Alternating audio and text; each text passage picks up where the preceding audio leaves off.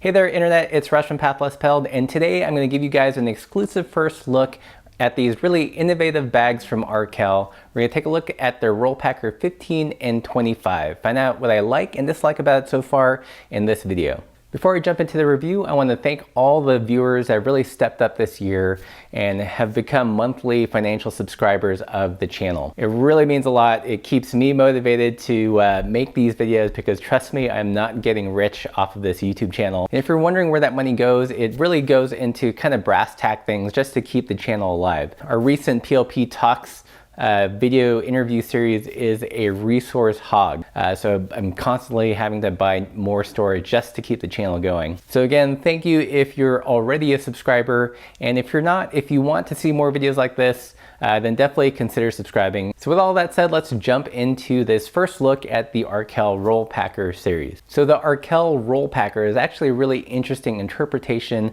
of a bike packing seat bag. It comes in two sizes, a 15 liter and a 25 liter. And unlike traditional bike packing seat bags that just strap directly to the seat post, this actually has a unique kind of transforming mini rack. I'm going to talk about the rack separately, but first I'm going to talk about the general construction of the bag. So I think the best way to describe the Rollerpacker is if you took a handlebar roll and if it had a baby with a care dice, let's get it on. You would get kind of close to what this bag is like. Like a handlebar roll, you access it from either side with these kind of roll top closures. And like many rolls out there, it has kind of an accessory pouch that is sewn permanently into the bag itself. But where it's like a care dice is that it's meant to hang off the back of your bike and not on the front. In terms of materials, it has an X-Pack exterior as well as an interior liner. And Arkel claims that it's 100% waterproof. In terms of how you access things, it's like using a handlebar roll, but just on the rear. So you essentially have one big storage compartment that you can access from either side. For things you need to get to fairly quickly, there is this smaller pouch on the outside, which also has a daisy chain of reflective webbing so you can hang off a blinky or strap other things down to it on the back. So what's unique about this bag is you can run it two ways, depending on your tire to rail clearance. If you have enough clearance, you can actually use the rack to kind of suspend it and hold the bag from the top. I think this is kind of the preferred method, but let's say you run smaller bike frames like I do. It also does give you the option with the same bag and the same rack to use a rack to support it from the bottom. So there are two sets of sleeves, one on the top and one on the bottom. So if you're going to suspend it from the top, you use the top sleeve, and if you're going to support the bag from the bottom, you use the bottom sleeve. And to make sure that the bag doesn't slide off the rack, there are webbing straps that you can pull down to secure. So let's look at the rack itself. It actually has 3 points of contact. I know that on pictures it looks like it just connects to the seat post. So it actually connects to your 2 saddle rails, so that's 2 points of contact right there, and your seat post. To get it onto the saddle rails is fairly easy. There is this adjustable quick release cam system. So it's really easy to remove and move to other bikes. So to kind of adjust the arc of the rack itself, there are a couple of tensioning bolts that you can loosen and tighten. And this really will help you fine tune whether you want to use the rack to suspend the bag or to support it from the bottom. I love that it kind of addresses this issue of capacity for bike packers that run smaller frames and don't have that tire clearance. You can use the larger 25 liter bag even if you have a smaller frame by using the rack or by positioning the rack in a way that it supports the bag. So that's it for the general features overview. I'm going to go into the things I like and dislike so far about the Arkel seat packer.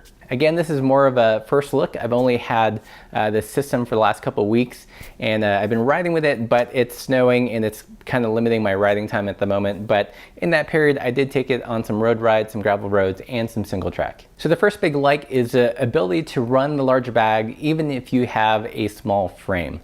Typically, if you're a shorter rider and have a smaller frame and don't have that tire clearance, you're kind of SOL in terms of running a high capacity seat bag. But because of the rack design and the design of the bags, you can run the larger 25-liter bag even if you have a smaller frame. Another big like is the bag is really stable and doesn't wag around. If the wagging nature of bike packing seat bags really bother you, then this is definitely a bag to check out, because with the rack system, it makes a firm and rigid attachment, and it's not going to be flopping around even if you go on technical trails. And the third thing I like about this bag is the accessibility of the items, especially when you compare it to a traditional bike packing seat bag.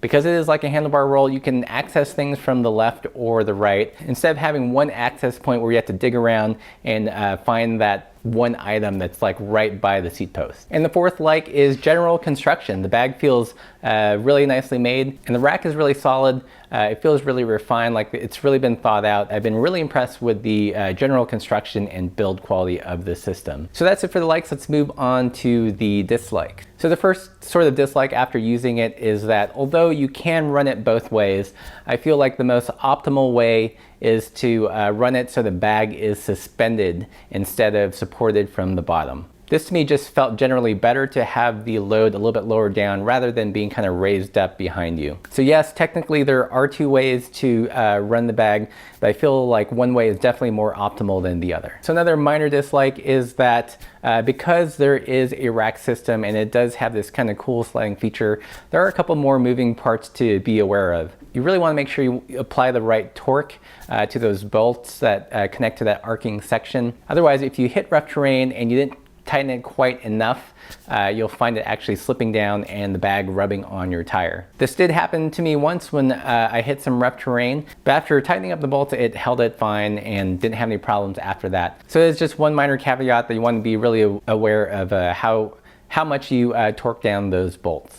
And lastly, one other thing that's going to be a big stumbling block for some people is the price. Now granted, you are getting a nice specifically made rack for the bag, but some people are definitely going to experience sticker shock at the price of this system. The 15-liter version of the seat packer runs about $270 US. So pretty steep price. So it does have some fairly unique value propositions, but you do pay for it in the price. So what do I think so far? I've really got to give kudos to the folks at Arkel for really thinking outside the box, looking at different problems that people are facing with seat mounted bags and coming up with this system. I think it's really unique. I've been limited to only really using the smaller 15-liter version for day rides carrying lighter layers. So it's hard to say really how it's going to perform on a longer multi-day tour with heavier load and on rough terrain. But so far I am hopeful. There's a ton of things I like about this bag, and it's really just a matter of taking it on some longer trips to see how it holds up over time.